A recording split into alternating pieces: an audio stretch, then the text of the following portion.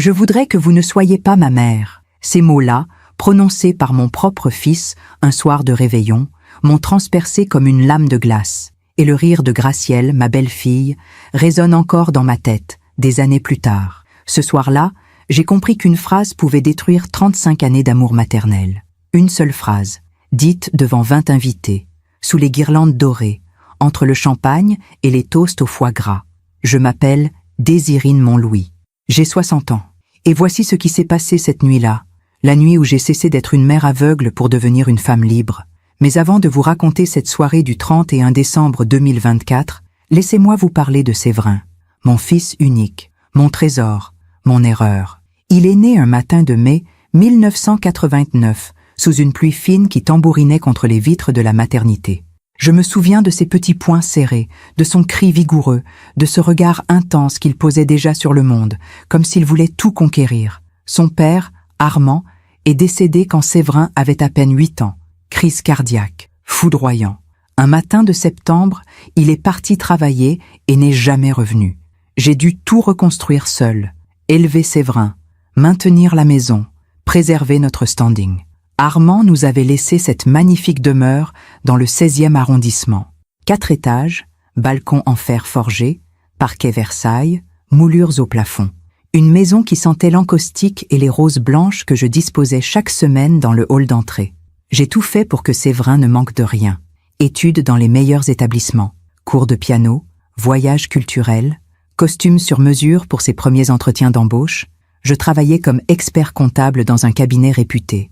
Je gagnais bien ma vie, mais chaque euro était calculé, pensé, investi dans son avenir. Il a grandi beau, intelligent, ambitieux, trop ambitieux peut-être. À 25 ans, il rêvait déjà de créer sa propre entreprise. À 30 ans, il voulait un appartement dans le Marais. À 32 ans, il m'a présenté Gracielle. Gracielle Moreau, 28 ans à l'époque. Cheveux châtains lissés au fer, sourire commercial, regard calculateur. Elle travaillait dans la communication digitale, disait-elle. Freelance, toujours entre 2 contrats, toujours entre 2 projets. La première fois qu'elle est entrée dans ma maison, elle a tout regardé. Pas avec admiration, non, avec évaluation. Comme si elle estimait mentalement la valeur de chaque meuble, de chaque tableau, de chaque lustre en cristal. « Quelle magnifique demeure, Madame Montlouis !» avait-elle murmuré en passant sa main sur la rampe d'escalier. « Vous avez tellement de goût, c'est rare de nos jours. » Séverin rayonnait. Il la regardait comme s'il venait de décrocher un trophée. Et moi, j'ai souri, poliment. Comme on sourit quand quelque chose nous dérange, mais qu'on ne sait pas encore pourquoi. Ils se sont mariés 6 mois plus tard. Cérémonie élégante à la mairie du 7e arrondissement, suivie d'une réception dans un restaurant étoilé près de la tour Eiffel. J'ai payé la moitié. Gracielle avait insisté pour que tout soit à la hauteur de nos familles. Sa famille à elle, 2 cousins et une tante, vivait dans un pavillon de banlieue. Mais elle parlait comme si elle descendait des Bourbons. Après le mariage, ils se sont installés dans un appartement que je leur avais acheté. 50 mètres carrés dans le 11e arrondissement. Lumineux, rénové, avec une petite terrasse donnant sur une cour arborée. J'ai signé l'acte, j'ai meublé le salon. J'ai offert la cuisine équipée. Séverin m'a dit « Merci maman, tu es extraordinaire ». Gracielle m'a dit « C'est adorable, Madame Montlouis, vraiment. Mais vous savez, Séverin mérite tellement mieux. Il a toujours vécu dans le 16e. Ce quartier est un peu, comment dire, populaire pour lui. J'aurais dû comprendre, à ce moment-là. Mais une mère pardonne. Une mère espère. Une mère se dit que peut-être, avec le temps, la belle-fille va s'adoucir. J'avais tort. Les mois ont passé. Puis les années. Séverin venait me voir de moins en moins souvent. Toujours une excuse. Toujours un rendez-vous. Toujours un projet urgent. Et quand il venait, Gracielle l'accompagnait. Elle s'asseyait dans mon salon, sirotait son thé Earl Grey et parlait. Elle parlait de ses relations, de ses opportunités, de ses contacts dans le milieu. Un jour, elle m'a dit « Vous savez, Madame Montlouis, cette maison est bien trop grande pour vous toute seule. Vous devriez penser à vendre. Ou à la louer, ou à nous la céder. Séverin pourrait enfin avoir l'espace qu'il mérite. » J'ai senti mon sang se glacer, mais j'ai continué à sourire. J'ai continué à servir le thé. J'ai continué à jouer le rôle de la belle-mère compréhensive. Cette maison est mon foyer, Gracielle. Elle porte l'histoire de ma vie avec Armand. Je n'ai aucune intention de la quitter. Elle a haussé les épaules. Bien sûr, je comprends. Mais un jour, Il faudra bien penser à l'avenir de Séverin. C'est votre fils unique, après tout. Il héritera de tout ça. Autant qu'il en profite maintenant, non? Séverin n'a rien dit. Il regardait son téléphone. En 2021, j'ai offert à Séverin une voiture. Une Audi grise métallisée. 35 000 €. Je l'ai mise à mon nom pour des raisons d'assurance, mais je lui ai donné les clés. Elle est à toi, mon chéri. Prends-en soin. Il m'a embrassé sur la joue. Merci, maman. Tu es la meilleure. Gracielle a dit, c'est gentil, mais il aurait préféré un modèle plus récent. Celui-là date déjà de 2 ans. Enfin, c'est mieux que rien. J'aurais dû réagir. J'aurais dû poser des limites. Mais je me disais que c'était elle, pas lui. Que Séverin était toujours mon fils aimant. Que Gracielle l'influençait, mais qu'au fond, il m'aimait encore. J'avais tort. Encore. Les appels téléphoniques sont devenus rares. Les visites, espacées. Et quand je les invitais à dîner, Gracielle trouvait toujours un défaut. Le rôti était trop cuit. Le vin n'était pas assez frais. La nappe avait une tache. Mon choix de musique était vieillot. Séverin acquiesçait. Parfois, il soupirait, mais il ne me défendait jamais. Un soir, alors qu'il partait après un dîner particulièrement tendu, j'ai retenu Séverin dans l'entrée. Gracielle était déjà dans la voiture. « Mon chéri, est-ce que tout va bien entre nous ?» Il a évité mon regard. « Oui, maman. Pourquoi tu demandes ça ? Parce que j'ai l'impression que tu t'éloignes, que tu ne me parles plus vraiment. Que Gracielle... » « Gracielle quoi ?» Il avait haussé le ton. « Gracielle est ma femme. Elle a le droit d'avoir des opinions. Et franchement, maman, tu pourrais faire des efforts aussi. » J'ai senti mes jambes trembler. « Des efforts ? Oui. Arrêter de la juger. Arrêter de faire comme si elle n'était pas assez bien. Elle le sent, tu sais. Elle me le dit tout le temps. » Il est parti sans me laisser répondre. Ce soir-là, assise dans mon salon vide, j'ai pleuré pour la première fois depuis des années. Et j'ai compris que j'étais en train de perdre mon fils. Mais je ne savais pas encore à quel point. Parfois, on fait confiance à ceux qui ne la méritent pas. Et vous, avez-vous déjà été déçu par quelqu'un que vous aimiez ? Racontez-moi votre histoire dans les commentaires. J'aimerais vous lire. L'année 2022 a commencé dans une illusion de normalité. Je continuais à travailler au cabinet, à entretenir ma maison, à cultiver mes rosiers dans le petit jardin à l'arrière. Chaque matin, je prenais mon café dans la véranda, face aux arbres du parc voisin. C'était mon rituel, mon moment de paix. Séverin m'appelait une fois par mois, peut-être. Des conversations brèves, polies, vidées de toute substance. « Oui, maman, tout va bien. »« Non, on est occupé ce week-end. Peut-être le mois prochain. » Le mois prochain ne venait jamais. En mars de cette année-là, j'ai reçu un appel étrange. C'était un notaire du 9e arrondissement, maître Dupuis. Un homme courtois, à la voix posée. « Madame Montlouis, je vous contacte au sujet d'une démarche initiée par votre fils, Monsieur Séverin Montlouis. Il souhaite obtenir des informations concernant votre patrimoine. Plus précisément, la valeur estimée de votre résidence principale et de vos actifs financiers. J'ai eu l'impression que le sol se dérobait sous mes pieds. Pardon ? Mon fils vous a contacté ? Pourquoi ?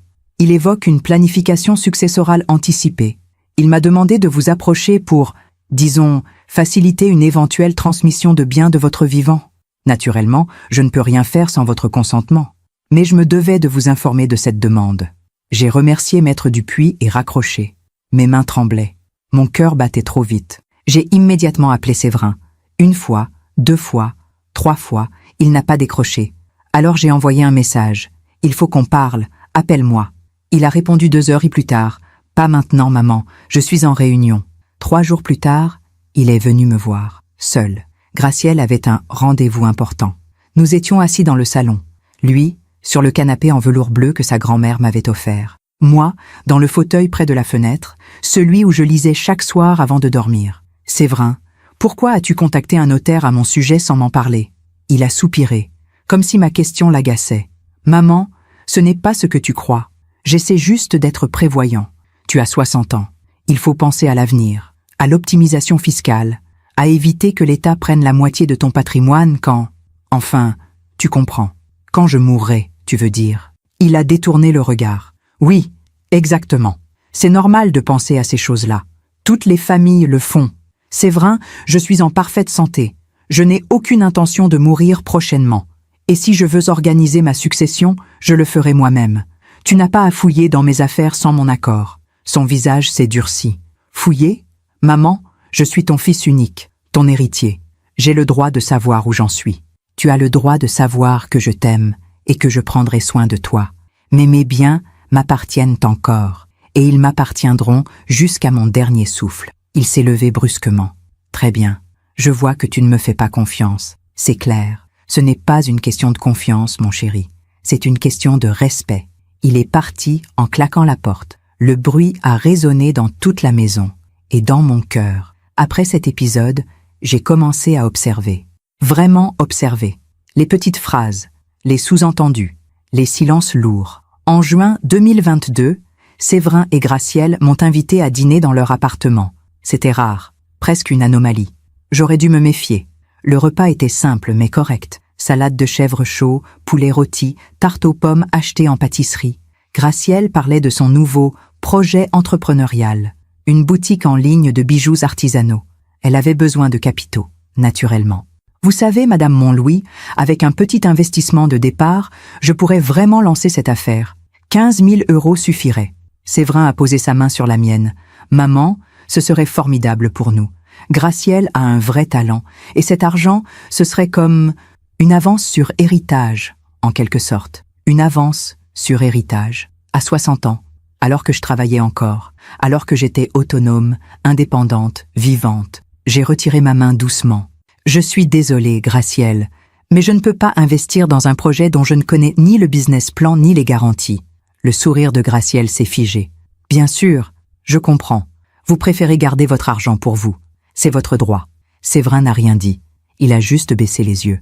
Sur le chemin du retour, dans le taxi, j'ai pleuré en silence. Le chauffeur a fait semblant de ne rien voir. En septembre 2022, j'ai découvert quelque chose qui m'a brisé. Je passais devant la banque où je gérais mes comptes depuis 30 ans. Ma conseillère, Madame Lefebvre, m'a fait signe d'entrer. Madame Montlouis, je voulais vous parler. Il y a eu une tentative d'accès à vos comptes il y a quelques semaines. Quelqu'un se faisant passer pour votre mandataire. Nous avons bloqué la demande, bien sûr, mais je me devais de vous en informer. Un mandataire ? Mais je n'ai jamais désigné de mandataire. Justement, la personne a présenté un faux document. Nous avons signalé l'incident. Qui était cette personne ? Madame Lefebvre a hésité. Puis elle a murmuré « Votre belle-fille, Madame Montlouis, Gracielle Moreau. » Le monde a basculé. J'ai dû m'asseoir. Madame Lefebvre m'a apporté un verre d'eau. « Vous en êtes certaine ? » « Tout à fait. Elle a utilisé votre nom, votre adresse et une copie de votre pièce d'identité. Heureusement, nos protocoles de sécurité ont détecté l'anomalie. J'ai quitté la banque dans un état second. Comment était-ce possible ? Comment Gracielle avait-elle eu accès à ma pièce d'identité ? Et surtout, Séverin était-il au courant ? Ce soir-là, j'ai confronté Séverin au téléphone. Je ne pouvais pas attendre. Je ne pouvais plus jouer la comédie. Séverin, il faut qu'on parle. Gracielle a tenté d'accéder à mes comptes bancaires en se faisant passer pour ma mandataire. Silence. Un long silence glacial. Maman, je ne sais pas de quoi tu parles. Ne me mens pas. La banque a des preuves. Elle a utilisé une copie de ma carte d'identité. Comment l'a-t-elle obtenue ? Écoute, maman, Gracielle traverse une période difficile. Elle a des dettes. Elle est stressée. Elle a peut-être fait une erreur de jugement. Une erreur de jugement ? Séverin, c'est une tentative de fraude. Ne dramatise pas. Personne n'a volé d'argent. Tout est bloqué. C'est fini. Ce qui est fini, c'est ma confiance en vous deux. Il a raccroché. Sans un mot. Sans une excuse. J'ai passé la nuit assise dans mon salon, à regarder les photos encadrées sur le manteau de la cheminée. Séverin bébé. Séverin enfant. Séverin adolescent. Séverin le jour de son diplôme. Où était parti ce petit garçon qui me disait « Je t'aime, maman » chaque soir avant de dormir. Les mois suivants ont été un enfer silencieux. Séverin ne m'appelait plus. Gracielle non plus. J'étais devenue l'ennemi, celle qui refusait de donner, celle qui bloquait leur avenir. En décembre 2022, j'ai reçu une carte de Noël, une carte générique achetée en supermarché. À l'intérieur, une phrase froide, écrite à la main par Gracielle. « Joyeuse fête, Gracielle et Séverin. » Pas de maman, pas de « nous pensons à toi ». Rien, juste un nom griffonné à la hâte. Je n'ai pas répondu. À quoi bon ? L'année 2023 est arrivée. Une année que j'ai vécue dans une solitude que je n'avais jamais connue, même après la mort d'Armand. Car perdre un mari, c'est perdre un compagnon. Mais perdre un fils, c'est perdre une part de soi-même. Je continuais à travailler, à entretenir ma maison, à arroser mes rosiers. Mais tout était mécanique, vide, comme si j'attendais quelque chose sans savoir quoi. Et puis, un jour de mars 2023, Séverin a sonné à ma porte, sans prévenir, seul. Il avait maigri, des cernes sous les yeux, une barbe mal taillée. Il ne ressemblait plus au jeune homme élégant et sûr de lui que j'avais connu. « Maman, je peux entrer ?» J'ai ouvert la porte en silence. Nous nous sommes assis dans le salon, la même place qu'un an auparavant. Je suis venu m'excuser, pour tout, pour Gracielle, pour le notaire, pour la banque, pour tout. J'ai senti mon cœur se serrer. Pourquoi maintenant, Séverin? Parce que j'ai compris.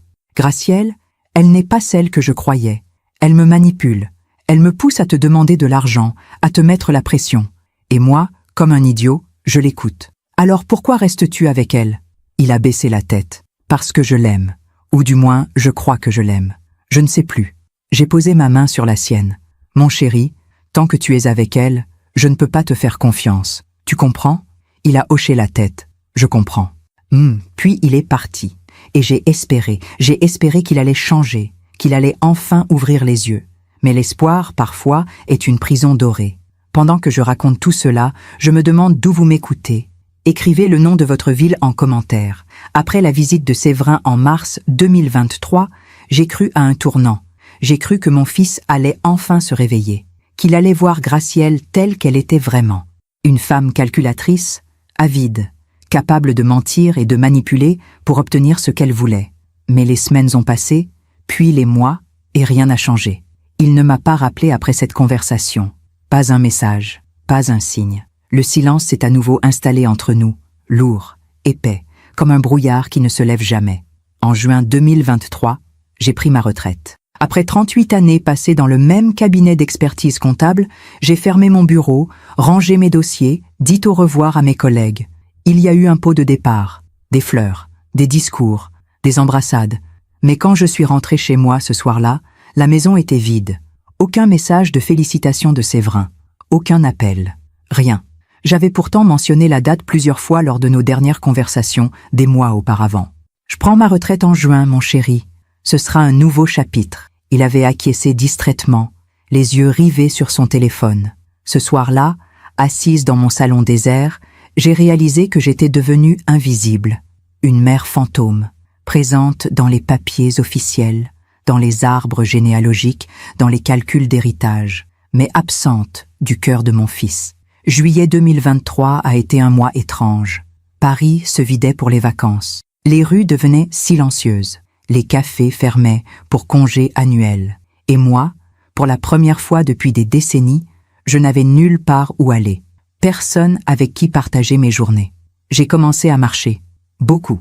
Le matin, je prenais le métro jusqu'au jardin du Luxembourg. Je m'asseyais près du bassin, je regardais les enfants faire naviguer leur petit bateau à voile. Je pensais à Séverin, à l'époque où il avait 5 ans, 6 ans, 7 ans. À l'époque où il me prenait la main et me disait « Maman, regarde, tu as vu comme mon bateau va vite ?» Où était parti cet enfant? Un après-midi, alors que je rentrais chez moi, j'ai croisé une ancienne voisine, Madame Berger, une femme élégante d'environ 75 ans, veuve elle aussi, qui habitait l'immeuble d'à côté. « Désirine, quelle joie de vous voir. Comment allez-vous » Nous avons discuté quelques minutes sur le trottoir. Elle m'a invité à prendre le thé chez elle le lendemain. J'ai accepté. Pourquoi pas? Au moins, je ne serais pas seule. Chez Madame Berger, tout était raffiné. Porcelaine de Limoges, napperon brodé, petit four disposé sur un plateau d'argent. Nous avons parlé de tout et de rien. De la météo, des travaux dans le quartier, de nos lectures. Puis, doucement, elle m'a demandé « Et votre fils, Séverin, comment va-t-il » J'ai senti ma gorge se serrer. Il va bien, je suppose. Je ne le vois plus beaucoup. Ah, elle a hoché la tête lentement. C'est souvent comme ça, n'est-ce pas?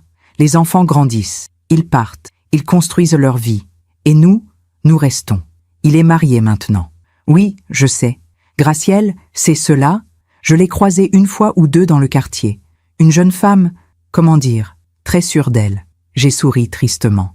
C'est une façon polie de le dire. Madame Berger a posé sa tasse. Désirine, je vais vous dire quelque chose que j'ai appris avec le temps. On ne peut pas forcer les gens à nous aimer, pas même nos enfants. On peut les élever, les nourrir, leur donner tout ce qu'on a. Mais à un moment donné, ils font leurs propres choix. Et parfois, ces choix nous blessent. Que faites-vous quand cela arrive? On se protège, on pose des limites, on apprend à vivre pour soi. Parce que si on attend qu'il change, on risque d'attendre toute sa vie. Ces mots sont restés gravés en moi, comme une graine plantée dans un sol fertile. En août 2023, j'ai reçu un message de Gracielle. Pas de Séverin, de Gracielle. Bonjour Madame Montlouis. Séverin et moi organisons un barbecue chez nous samedi prochain. Quelques amis, rien de formel. Vous êtes la bienvenue si vous êtes disponible. Un message froid, impersonnel, comme une invitation envoyée par erreur. Mais j'ai dit oui, parce que je voulais voir mon fils. Parce que j'espérais encore. Le samedi suivant, je me suis rendue dans leur appartement avec une bouteille de champagne et une tarte aux framboises faite maison. J'avais mis une robe d'été élégante, sobre. Je voulais être irréprochable. Quand je suis arrivée, il y avait déjà une dizaine de personnes sur la terrasse, des amis de Gracielle, pour la plupart. Des trentenaires bruyants, un verre de rosé à la main, qui parlèrent de leurs vacances à Ibiza, de leurs projets immobiliers, de leurs investissements en crypto-monnaie. Séverin était au barbecue, en train de retourner des saucisses. Il m'a fait un signe de tête. « Salut, maman ». Pas de baiser, pas d'accolade, juste un hochement de tête. Gracielle est venue vers moi tout sourire. « Madame Montlouis, quelle élégance. Merci d'être venue. Posez votre tarte là-bas, sur la table. » Elle ne m'a pas présentée aux invités. Elle ne m'a pas proposé de chaise. Je suis restée debout, près de la balustrade, avec mon verre d'eau pétillante, à observer cette jeunesse insouciante qui riait sans me voir. À un moment, j'ai entendu Gracielle parler avec une de ses amies, une blonde aux ongles vernis de rouge vif. « C'est ta belle-mère ?»« Oui, Désirine. Elle a l'air sympa. »« Sympa, oui, mais compliquée.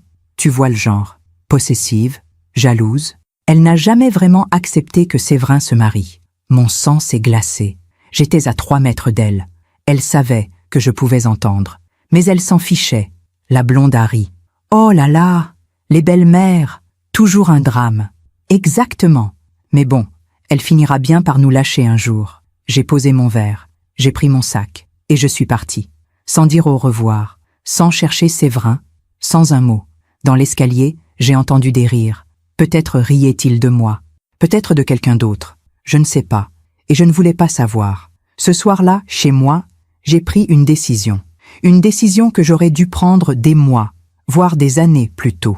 J'ai pris rendez-vous avec mon notaire, Maître Rousseau, un homme de confiance, rigoureux, que je connaissais depuis 20 ans. « Madame Montlouis, que puis-je faire pour vous ? Je veux modifier mon testament. » Il a ouvert un dossier. « Très bien. Quelles sont vos volontés ? Je veux retirer Séverin de la succession de ma maison. Il restera héritier de mes comptes bancaires, de mes placements. Mais la maison, non.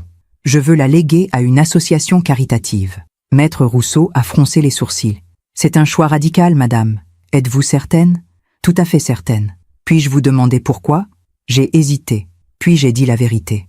Parce qu'il ne mérite plus cette maison. Parce qu'il ne la voit que comme un bien à vendre. Parce qu'il a oublié que c'était d'abord un foyer. Notre foyer. Maître Rousseau a hoché la tête lentement. « Je comprends.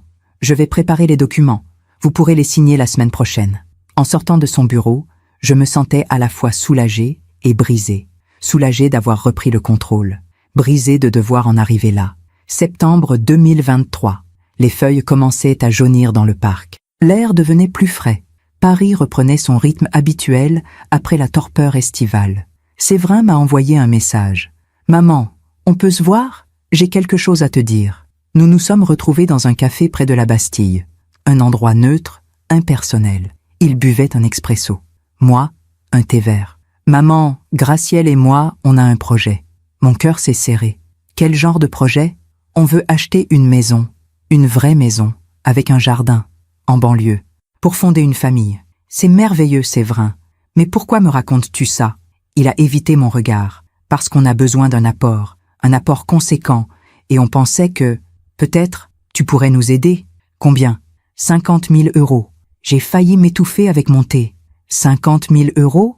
Séverin, c'est une somme énorme. Je sais, maman, mais tu as les moyens. Et ce serait pour ton petit-fils, ou ta petite-fille. On veut avoir un enfant. Vous n'êtes même pas encore enceinte. Pas encore, mais bientôt. Et cet argent, ce serait un investissement dans notre avenir, dans ta descendance. J'ai posé ma tasse. Séverin, je ne peux pas te donner 50 000 €. Son visage s'est durci. Tu ne peux pas ou tu ne veux pas ? Les deux. Il a serré les poings. Incroyable.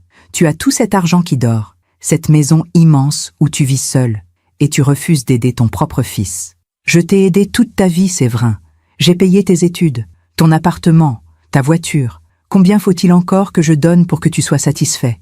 Ce n'est pas une question de satisfaction, c'est une question de famille. Mais, visiblement, pour toi, l'argent passe avant tout. Il s'est levé, il a jeté un billet de 5 € sur la table, et il est parti. Je suis restée assise là, seule, pendant 1 heure. Les larmes coulaient silencieusement sur mes joues. Et autour de moi, les gens buvaient leur café, riaient, vivaient, comme si le monde ne venait pas de s'effondrer. Octobre 2023, novembre, décembre, les mois ont défilé dans un silence glacial. Séverin ne m'appelait plus, je ne l'appelais plus. Nous étions devenus des étrangers. À Noël, je n'ai reçu ni carte ni message. Rien, comme si je n'existais plus. J'ai passé le réveillon seul, avec une dinde pour une personne achetée chez le traiteur. J'ai regardé un vieux film à la télévision. J'ai bu une coupe de champagne. Et j'ai dormi. Le lendemain matin, le 25 décembre, je me suis réveillée avec une certitude nouvelle. Une certitude froide, claire, implacable. Je n'allais plus attendre. Je n'allais plus espérer. J'allais vivre, pour moi. Et si Séverin voulait revenir un jour, ce serait à lui de faire le premier pas, pas à moi. En janvier 2024, j'ai commencé à refaire ma vie, lentement, prudemment, mais sûrement. Je me suis inscrite à un cours de peinture à l'aquarelle. J'ai rejoint un club de lecture dans ma bibliothèque de quartier. J'ai accepté des invitations de Madame Berger, qui m'a présenté à d'autres femmes de notre âge. Des veuves, des divorcées, des femmes seules qui avaient appris à vivre sans attendre qu'on les sauve. Nous prenions le thé ensemble. Nous allions au cinéma. Nous visitions des expositions.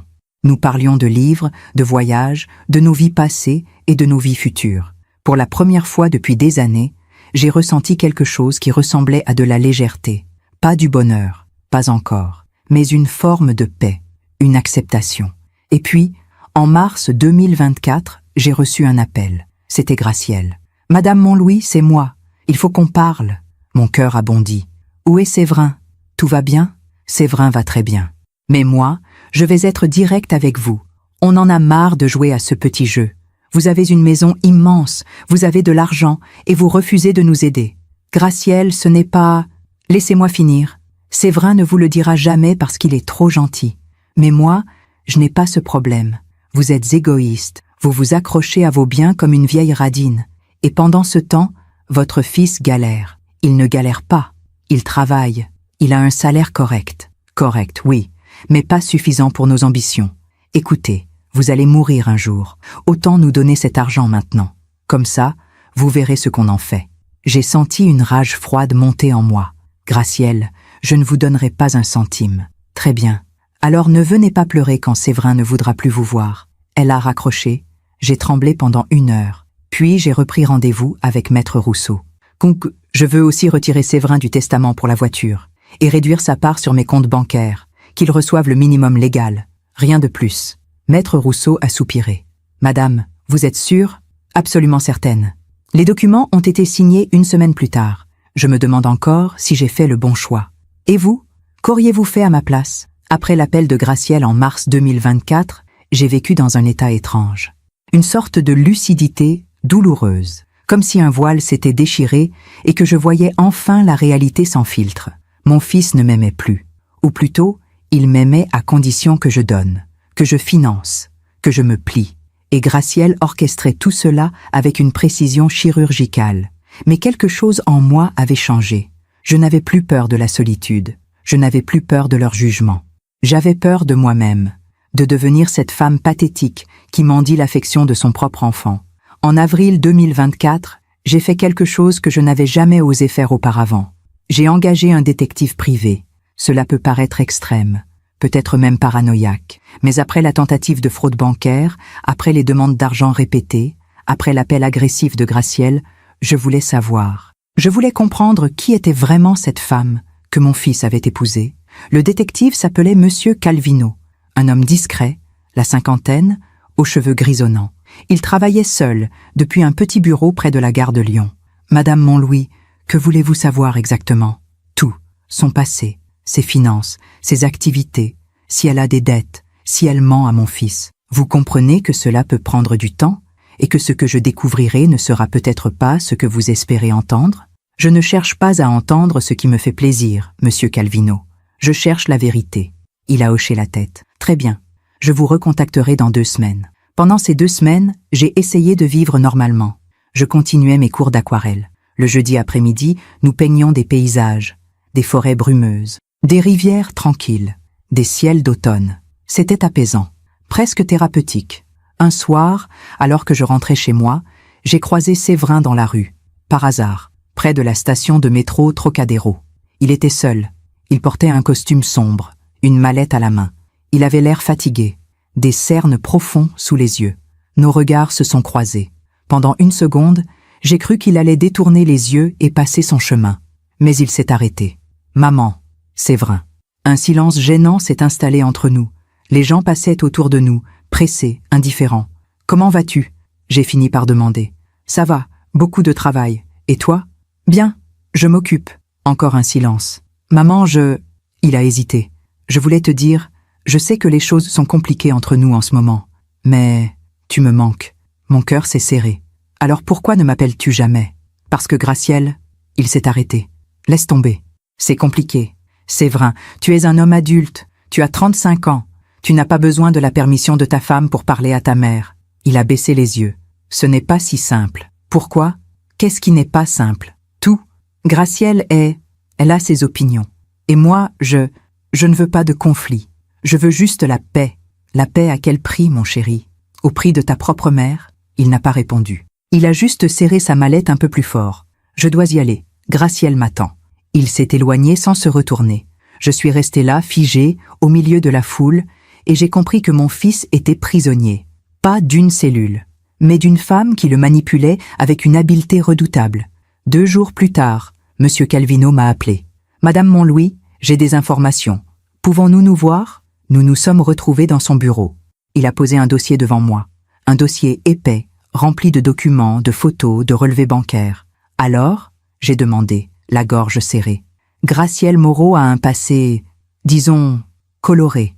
Avant de rencontrer votre fils, elle a eu 3 relations sérieuses, toutes avec des hommes aisés, un avocat, un entrepreneur, un banquier. Toutes ces relations se sont terminées de la même façon. C'est-à-dire, elle obtient ce qu'elle veut, un appartement, une voiture, de l'argent, puis elle part. Elle a un schéma répétitif. Il a ouvert le dossier. Regardez, ici, en 2018, elle sort avec un homme nommé Thomas Leclerc, avocat. Après 2 ans ensemble, il lui achète une voiture. Elle le quitte 6 mois plus tard. En 2020, elle fréquente Julien Fabre, entrepreneur dans le digital. Il investit dans un de ses projets, 15 000 €. Le projet n'aboutit jamais. Elle disparaît. Mon sang s'est glacé. Et mon fils ? Votre fils est le 3e depuis 2020. Mais cette fois, elle a visé plus haut. Le mariage, la légitimité, l'accès à un patrimoine familial. Mon Dieu, il y a autre chose. Il a tourné une page. Gracielle a des dettes, beaucoup de dettes, cartes de crédit, prêts personnels. Elle doit environ 40 000 €. 40 000 €? Oui, et elle cache tout cela à votre fils. Du moins, c'est ce que mes investigations suggèrent. Elle paye les minimums chaque mois pour que rien n'explose. Mais elle vit au-dessus de ses moyens. J'ai fermé les yeux, tout s'éclairait. Les demandes d'argent, la tentative de fraude bancaire, l'appel agressif, tout. Que dois-je faire avec ces informations ? C'est à vous de décider, madame. Mais si vous voulez mon avis, votre fils doit savoir, avant qu'il ne soit trop tard. Ce soir-là, j'ai passé des heures à réfléchir. Devais-je montrer ce dossier à Séverin ? Allait-il me croire ? Ou allait-il penser que j'inventais tout cela pour le séparer de sa femme ? J'ai appelé Madame Berger. « Mathilde, j'ai besoin de vos conseils. » Elle est venue chez moi 1 heure plus tard, avec une bouteille de cognac. Nous nous sommes assises dans le salon. Je lui ai tout raconté. Le détective, le dossier, les dettes, le passé de Gracielle. Elle a écouté en silence, sirotant son cognac. « Désirine, je vais vous dire ce que je pense. Si vous montrez ce dossier à votre fils maintenant, il va se braquer. Il va penser que vous êtes jalouse, possessive, qu'il vous cherchez à contrôler sa vie. Mais il doit savoir. Oui, mais pas comme ça. Pas maintenant. Attendez, laissez-le vivre. Laissez Gracielle montrer son vrai visage. Et quand il viendra vers vous, brisé, alors vous serez là, avec la vérité. Et s'il ne vient jamais ? Alors vous aurez au moins protégé votre patrimoine et votre dignité. Elle avait raison. J'ai rangé le dossier dans un tiroir de mon bureau. Et j'ai attendu. Les mois suivants ont été une période étrange. Mai, juin, juillet 2024. Paris brûlait sous la canicule. Les gens fuyaient vers les plages. Moi, je restais dans ma maison climatisée, à peindre, à lire, à attendre. Séverin ne m'appelait toujours pas, mais je savais qu'il pensait à moi. Comment le savais-je? Parce qu'en juin, j'ai reçu un colis, un petit paquet livré par la poste. À l'intérieur, une écharpe en soie, bleue, ma couleur préférée. Pas de carte, pas de message, juste l'écharpe. Je l'ai portée le lendemain, et j'ai pleuré. En août 2024, j'ai pris une décision. Je suis partie en voyage, seule, pour la première fois de ma vie. J'ai choisi la Provence. 3 semaines dans un petit mât près de Gordes, des champs de lavande à perte de vue, des marchés provençaux, des dîners sur la terrasse, face au coucher de soleil. C'était merveilleux, libérateur. Je me suis sentie vivante, vraiment vivante. Un soir, alors que je dînais dans un restaurant du village, j'ai rencontré un homme, un Américain, la soixantaine, veuf lui aussi. Il s'appelait Richard. Nous avons parlé pendant des heures, de nos vies, de nos pertes, de nos espoirs. Il m'a dit, « You know, Désirine, the hardest thing about losing someone is not their absence. It's realizing you survived it. » Vous avez raison. And when you realize you can survive anything, you become dangerous, in the best way. Je n'ai jamais revu Richard après cette soirée, mais ces mots sont restés gravés en moi. Je suis rentrée à Paris fin août, bronzée, reposée, transformée. Et puis, début septembre 2024, j'ai reçu un appel de Séverin. « Maman, il faut qu'on se voie. C'est urgent. » Nous nous sommes retrouvés dans le même café près de la Bastille. Il avait encore maigri. Ses mains tremblaient légèrement. « Maman, j'ai besoin de te parler. En toute honnêteté, je t'écoute.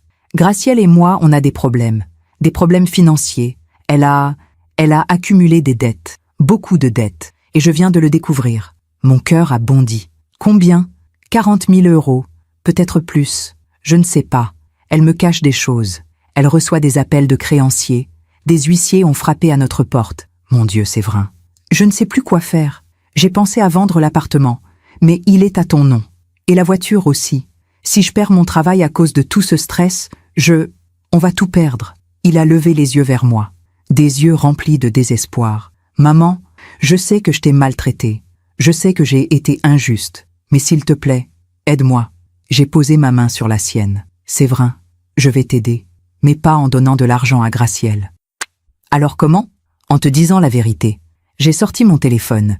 J'ai montré des photos du dossier que M. Calvino m'avait remis. Gracielle a un passé, un schéma. Elle fait cela depuis des années. Tu n'es pas le premier. Et si tu ne réagis pas, tu ne seras pas le dernier. Il a regardé les photos, lentement. Son visage s'est décomposé. Depuis quand tu sais? Depuis avril. Pourquoi tu ne me l'as pas dit avant? Parce que tu ne m'aurais pas écouté. Tu m'aurais accusé de mentir, de manipuler. Tu devais découvrir par toi-même. Il a fermé les yeux. J'ai été aveugle. Oui, mais maintenant, tu vois, la question est, que vas-tu faire? Il n'a pas répondu. Il s'est levé. Je dois réfléchir. Et il est parti. Septembre s'est transformé en octobre, puis en novembre. Les feuilles tombèrent des arbres. L'automne parisien déployait sa mélancolie dorée. Séverin ne m'a pas rappelé, mais je savais qu'il luttait, qu'il essayait de démêler le vrai du faux, de sauver ce qui pouvait encore l'être. Et moi, j'attendais, pas avec espoir, pas avec impatience, juste avec une forme de sérénité résignée. Puis, début décembre 2024, j'ai reçu une invitation qui allait tout changer. Chers amis, nous avons le plaisir de vous inviter à notre réveillon du Nouvel An. Dîner, champagne et festivités jusqu'à l'aube. Dress code, élégance, RSVP avant le 15 décembre, Gracielle et Séverin. Une invitation imprimée sur du papier crème avec des lettres dorées, comme pour un mariage ou un enterrement. J'ai hésité pendant des jours. Devais-je y aller? Devais-je refuser? Madame Berger m'a dit « Allez-y, montrez-leur que vous êtes toujours debout, que vous n'avez pas peur. » Alors j'ai répondu « Oui, je serai là. » Et j'ai commencé à me préparer pour ce qui serait la nuit la plus importante de ma vie. Le 31 décembre 2024, une date que je n'oublierai jamais. J'ai passé l'après-midi à me préparer. J'ai choisi une robe noire élégante, simple mais raffinée, des perles au cou, un rouge à lèvres discret. Je voulais être impeccable, digne, Madame Berger est venue me voir avant mon départ. Désirine, vous êtes magnifique. Tenez-vous droite. Quoi qu'il arrive ce soir, gardez votre calme. J'essaierai. Ne vous laissez pas provoquer. Et si cela devient insupportable, partez. Simplement. J'ai pris un taxi jusqu'à l'appartement de Séverin. Il était 19h30. La nuit était déjà tombée sur Paris. Les rues scintillaient de décorations lumineuses. Quand je suis arrivé, l'appartement était plein. Une vingtaine d'invités. Musique lounge en fond. Champagne qui coule. Canapés sophistiqués disposés sur des plateaux d'argent. Gracielle m'a accueilli avec un sourire figé. Madame Montlouis, quelle surprise. Je ne pensais pas que vous viendriez vraiment. J'ai dit que je viendrais. Bien sûr, Séverin sera content. Il est dans la cuisine. Elle ne m'a pas proposé de champagne. Elle ne m'a pas présenté aux invités. Elle m'a juste pointé vers la cuisine et s'est éloignée. Séverin préparait des toasts au saumon fumé. Quand il m'a vu, son visage s'est éclairé. « Maman, tu es venue. » Il m'a embrassé sur la joue. Un geste rapide, presque furtif. « Comment vas-tu » j'ai demandé. « Bien. Enfin, ça va. C'est compliqué en ce moment. »« Les dettes » Il a baissé la voix. « Oui, Gracielle refuse d'en parler. Elle dit que tout est sous contrôle. Mais je sais que ce n'est pas vrai. Alors pourquoi organisez-vous cette fête ? Parce qu'elle a insisté. Elle dit qu'on doit montrer que tout va bien, que c'est important pour son image. Image, toujours l'image, jamais la vérité. Le dîner a commencé vers 21h. Table dressée avec soin, vaisselle assortie, bougies. Tout était parfait, en apparence. J'étais assise à un bout de la table, Gracielle à l'autre bout. Séverin au milieu, comme un arbitre entre deux mondes. Les invités parlaient fort. Ils riaient. Ils débouchèrent des bouteilles. Moi, je mangeais en silence, répondant poliment quand on m'adressait la parole. Vers 23h, Gracielle a levé son verre. « Mes amis, je veux porter un toast. À cette année formidable. À nos projets. À notre avenir. » Tout le monde a applaudi. Puis elle a ajouté, en me regardant droit dans les yeux, « Et merci à ceux qui ont cru en nous, même si certains ont eu du mal. » Un rire nerveux a parcouru la table. J'ai senti le piège se refermer. Minuit approchait. Les invités se sont rassemblés dans le salon pour le compte à rebours. Champagne à la main. Excitation dans l'air. 10, 9, 8. Je me tenais près de la fenêtre, légèrement en retrait. 7, 6, 5. Séverin cherchait Gracielle du regard. 4, 3, 2. Bonne année! Explosion de joie. Embrassade. Confetti. Séverin s'est approché de moi. Bonne année, maman. Bonne année, mon chéri.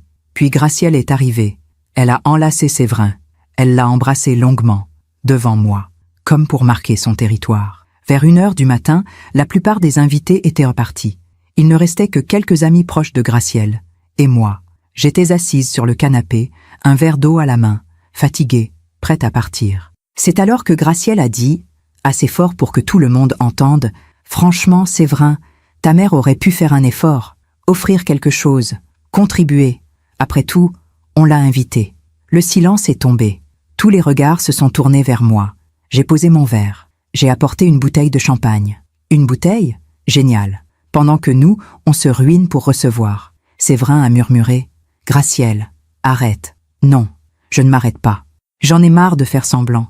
Ta mère est riche. Elle vit seule dans une maison immense. Elle a tout cet argent. Et elle refuse de t'aider. De nous aider. C'est égoïste. » Mon sang bouillait. Mais je restais calme. Gracielle, ce n'est ni le lieu ni le moment. Ah vraiment ? Et quand est-ce que c'est le moment ? Quand est-ce que tu vas enfin comprendre que ton fils a besoin de toi ? Séverin s'est levé. Gracielle, ça suffit. Mais elle était lancée. Non, ça ne suffit pas. Tu sais quoi, Séverin ? Dis-le lui. Dis à ta mère ce que tu penses vraiment. Séverin me regardait. Ses yeux étaient rouges, de fatigue, de honte, d'alcool peut-être. Maman, Gracielle a ri. Un rire dur, métallique. Il n'ose pas. Alors je vais le dire pour lui. Elle s'est tournée vers moi. Séverin en a marre. Marre de quémander. Marre d'attendre que tu meurs pour avoir ce qui lui revient. J'ai senti mon cœur se briser. Puis Séverin a parlé. Lentement. Comme un automate. Je voudrais que vous ne soyez pas ma mère. Ces mots ont résonné dans le silence. Personne ne respirait. J'ai regardé mon fils. Cet homme que j'avais porté, nourri, élevé, aimé. Cet homme qui venait de me détruire avec une phrase. Gracielle riait doucement. Je me suis levée, calmement. J'ai pris mon sac, j'ai enfilé mon manteau, et j'ai dit d'une voix claire, ferme, sans trembler, « Ton désir va se réaliser. J'ai ouvert la porte, je suis sortie. Derrière moi, j'ai entendu Gracielle dire « Enfin !» Dans l'escalier, mes jambes ont failli me lâcher. Mais je suis descendue, marche après marche. Dehors, il faisait froid, un froid sec, coupant. Les rues étaient désertes. J'ai marché, sans but, juste marcher, respirer, survivre. Puis j'ai sorti mon téléphone. J'ai appelé Maître Rousseau. Messagerie vocale. Maître, c'est Désirine Montlouis. Demain matin, 1e heure, je veux activer toutes les mesures que nous avons préparées.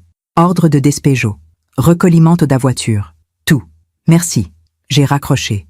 Et pour la première fois depuis des années, j'ai souri. Je suis rentrée chez moi vers 2 heures du matin. La maison était silencieuse, froide. Mais pour la première fois, ce silence ne me pesait pas. Il me protégeait. J'ai enlevé ma robe noire. J'ai enfilé ma chemise de nuit et je me suis assise dans mon lit, le téléphone à la main. À 2h27 exactement, j'ai envoyé un message à Maître Rousseau, même si je savais qu'il dormait. Confirmez-moi que tout sera exécuté demain. Ordre de quitter les lieux, blocage de la voiture, notification du retrait du testament. Puis j'ai éteint mon téléphone. Je ne voulais pas être dérangée. Pas cette nuit. Pendant ce temps, dans l'appartement du 11e arrondissement, Séverin était assis sur le canapé. Les derniers invités étaient repartis. Gracielle rangeait les verres en chantonnant. « Enfin débarrassée », a-t-elle dit en riant. « Tu as vu sa tête? Elle est partie comme une voleuse. » Séverin ne répondait pas. Il fixait le vide. « Séverin, ça va? Je lui ai dit que je voudrais qu'elle ne soit pas ma mère. Et alors? C'est ce que tu penses, non? Je ne sais pas. » Gracielle a haussé les épaules. « De toute façon, c'est fait. Maintenant, elle va peut-être réfléchir. Et nous donner ce qu'on mérite. » À 2h58, le téléphone de Séverin a sonné. Un numéro inconnu. Il a décroché. « Allô? Monsieur Montlouis? Maître Rousseau, notaire de votre mère. Pardonnez-moi de vous appeler à cette heure, mais j'ai reçu des instructions urgentes. » Le cœur de Séverin s'est mis à battre violemment. Des instructions? Oui. Madame Désirine Montlouis a demandé l'activation immédiate de plusieurs mesures juridiques. Premièrement, l'appartement dans lequel vous résidez actuellement, propriété de votre mère, fait l'objet d'une procédure d'expulsion. Vous avez 30 jours pour quitter les lieux. Quoi? Deuxièmement, le véhicule Audi immatriculé à son nom sera saisi demain matin à 8 heures. Un huissier viendra le récupérer. Attendez, ce n'est pas possible. Troisièmement, vous avez été retiré de son testament. Vous ne recevrez que la réserve héréditaire légale. Tous les autres biens seront légués à des œuvres caritatives. Séverin ne pouvait plus respirer. Pourquoi? Pourquoi elle fait ça? Je ne peux pas commenter les motivations de ma cliente, monsieur. Je vous informe simplement des faits juridiques. Les documents officiels vous seront envoyés par courrier recommandé demain. Bonne fin de soirée. Maître Rousseau a raccroché. Séverin est resté figé, le téléphone à la main. Gracielle le regardait, inquiète pour la première fois. C'était qui? Le notaire de ma mère. Et elle nous expulse. Elle reprend la voiture. Elle me retire du testament. Le visage de Gracielle s'est décomposé. Quoi? Tout? Elle retire tout? Mais elle ne peut pas faire ça. Si, elle peut. Tout est à son nom. L'appartement, la voiture, tout. Gracielle a explosé. C'est de ta faute. Tu n'aurais jamais dû dire ça. C'est toi qui m'as poussé à le dire. Moi, j'essayais de te libérer d'elle, de cette vieille égoïste qui nous bloque. Elle ne nous bloquait pas, Gracielle. Elle se protégeait de toi. Le silence est tombé, lourd, glacial. De moi? Qu'est-ce que tu veux dire? Séverin s'est levé. Il est allé dans la chambre. Il a ouvert son ordinateur. Il a cherché le dossier que sa mère lui avait montré en septembre, les photos, les preuves. Il est revenu dans le salon. Ça, c'est ça que je veux dire. Il a posé l'ordinateur devant Gracielle. Elle a regardé l'écran. Son visage est devenu blanc. Où tu as eu ça? Ma mère. Elle a engagé un détective privé. Elle sait tout. Tes ex, tes dettes, tes mensonges. Séverin, ce n'est pas ce que tu crois. 40 000 € de dettes, Gracielle. 40 000. Et tu me l'as caché. Pendant des années. Je voulais te protéger. Me protéger ou te protéger toi? Elle a éclaté en sanglots. Je t'aime, Séverin. Je t'aime vraiment. Tout ce que j'ai fait, c'était pour nous, pour notre avenir. Non, tout ce que tu as fait, c'était pour toi. Et j'ai été assez stupide pour ne pas le voir. Le lendemain matin, 1er janvier 2025, à 8 heures précises, un huissier a sonné à la porte.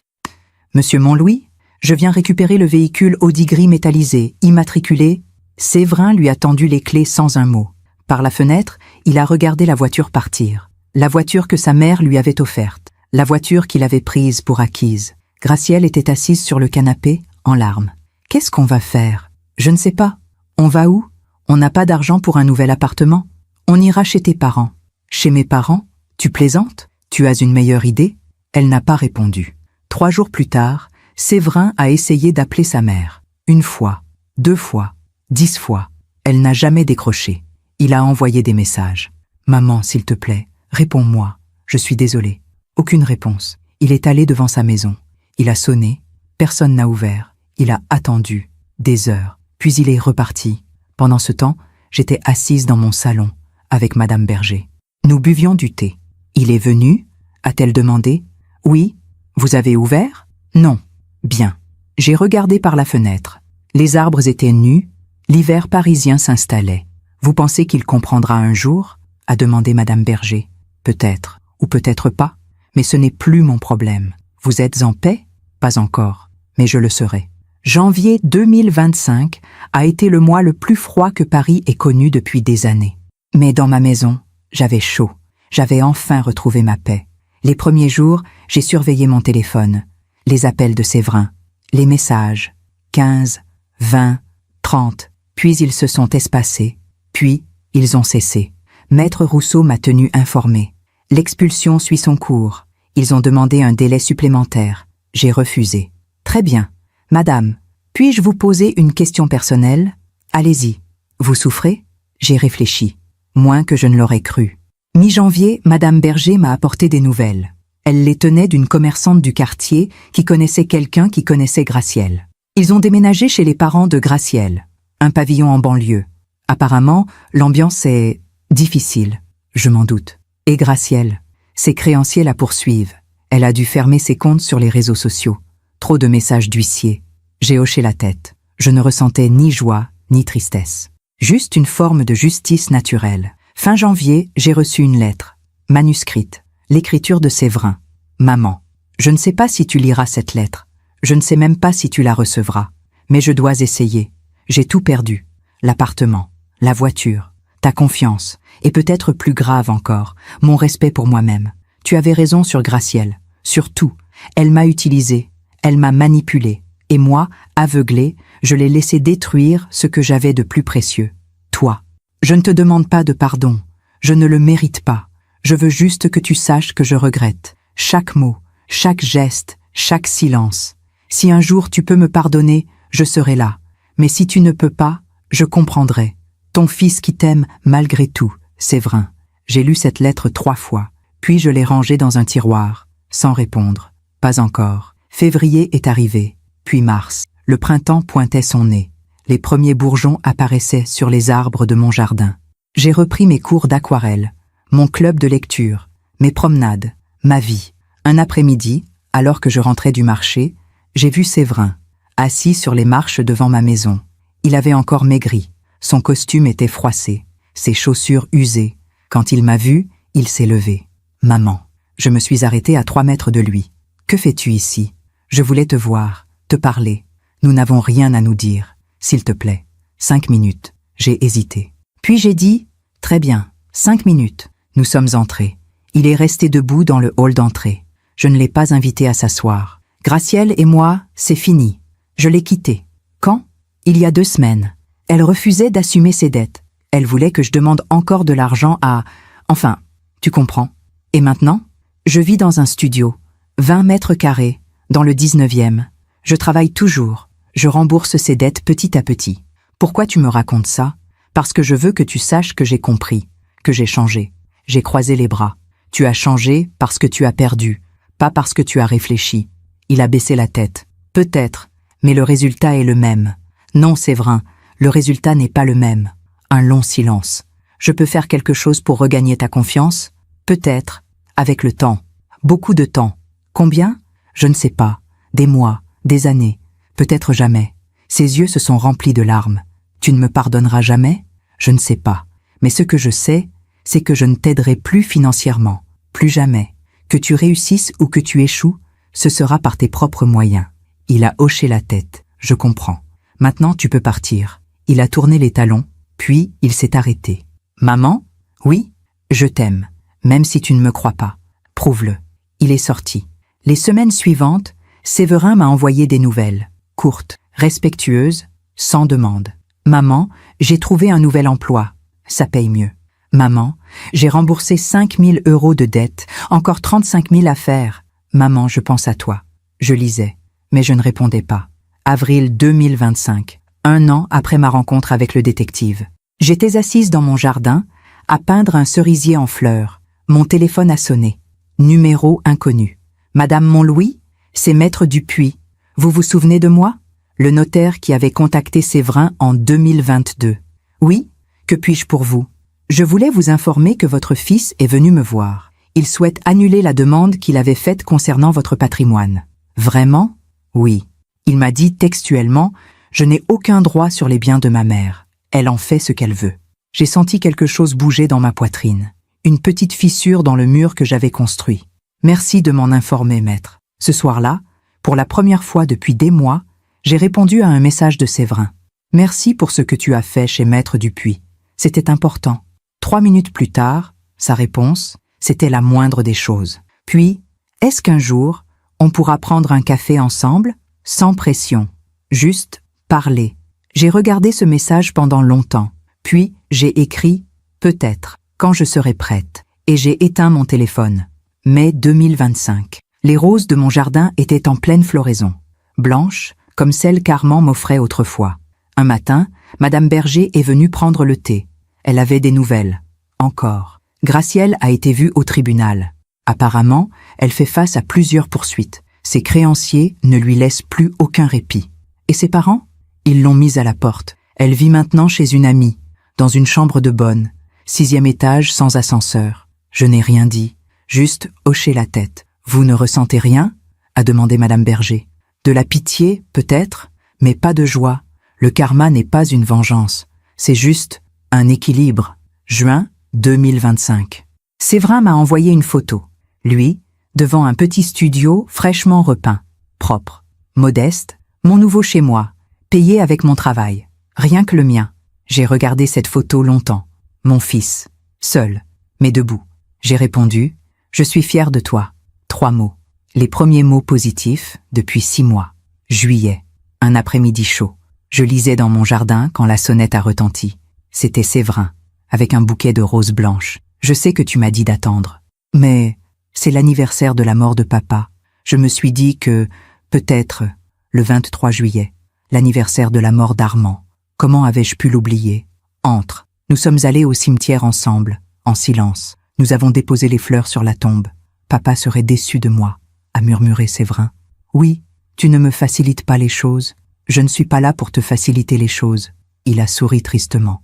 Gracielle m'a contacté la semaine dernière. Elle veut qu'on se remette ensemble. Mon cœur s'est serré. Et j'ai dit non. J'ai compris que je n'avais jamais été moi-même avec elle. J'étais juste ce qu'elle voulait que je sois. C'est déjà un progrès. Nous sommes restés là, devant la tombe, pendant 1 heure, à parler de papa, de souvenirs, de rien et de tout. Quand nous sommes repartis, j'ai dit « Tu peux venir dîner dimanche prochain, si tu veux ». Ses yeux se sont illuminés. « Vraiment ? Oui, mais juste toi, juste moi, promis. » Le dimanche, Séverin est arrivé à 19 h, avec une bouteille de vin, modeste mais correcte. J'avais préparé un rôti, des légumes du marché, une tarte aux framboises. Nous avons mangé, lentement, en parlant de son travail, de mes aquarelles, de la vie. Pas un mot sur Gracielle, pas un mot sur l'argent, pas un mot sur le passé récent. Juste un dîner, entre une mère et son fils. À la fin du repas, il m'a aidé à débarrasser, comme il le faisait enfant. « Maman ? Oui ? Merci. Pour ce soir, pour tout ? De rien ? Je vais continuer à travailler sur moi, à rembourser les dettes, à devenir quelqu'un dont tu pourrais être fier. Tu y arriveras, mais fais-le pour toi, pas pour moi. » Il est parti vers 22 h. J'ai regardé par la fenêtre. Il marchait d'un pas léger, presque heureux.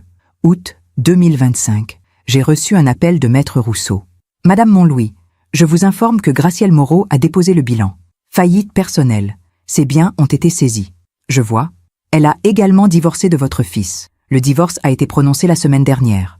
Ah, votre fils ne vous l'a pas dit ? Non.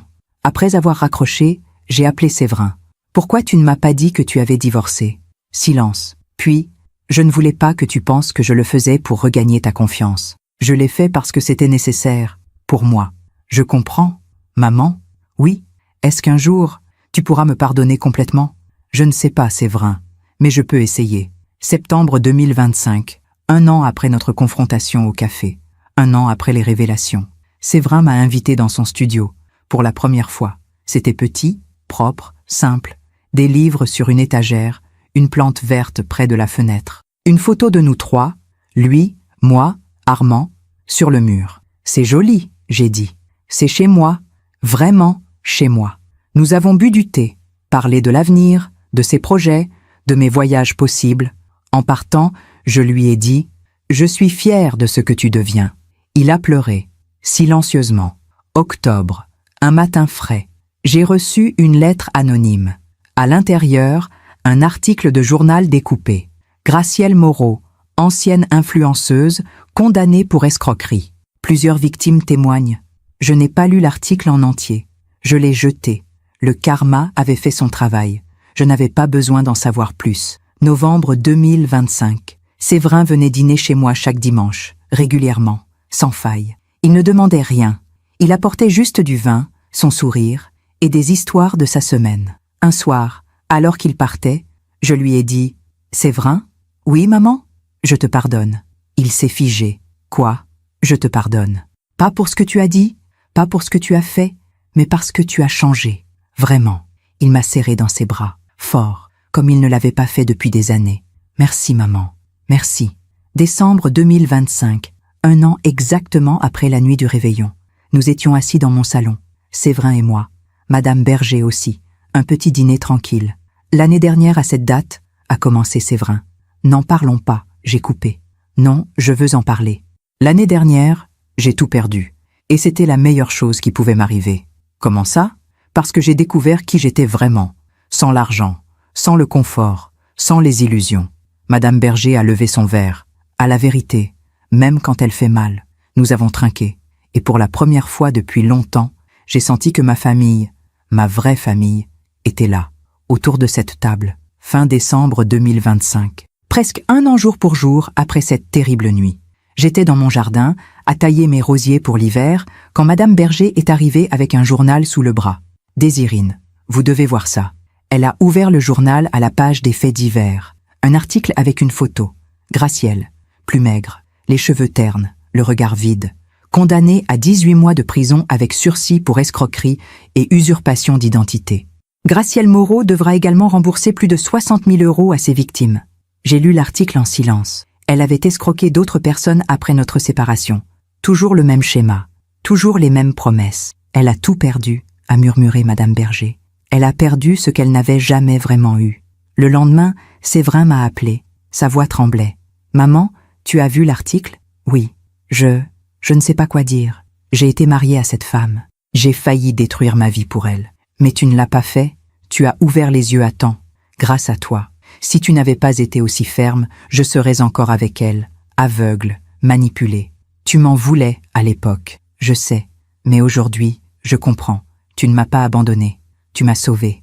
Un long silence. Puis il a ajouté « Maman, je veux que tu saches quelque chose. J'ai fini de rembourser toutes les dettes. Toutes. » Mon cœur a bondi. « Vraiment? » ?»« Oui, 35 000 €.